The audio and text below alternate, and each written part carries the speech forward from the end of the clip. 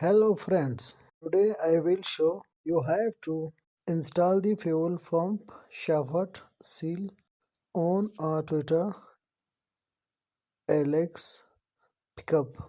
First, remove the fuel pump on engine and place in a clean workbench. Before opening the pump, make timing marks on the pump gear and a sink to avoid timing problems.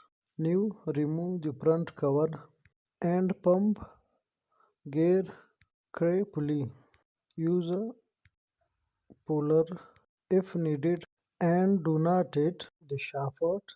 Next, remove the bolt shaft seal using a felt screwdriver or seal puller. Be very careful not to damage the shaft or pump body before installation. The new seal. Apply a small amount a clean diesel fuel or light oil on the seal lip.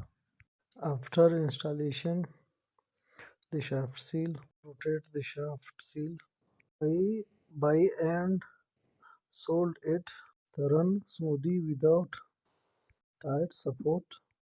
Thank you for watching my YouTube channel. Please like, share, and subscribe my channel for more diesel engine information.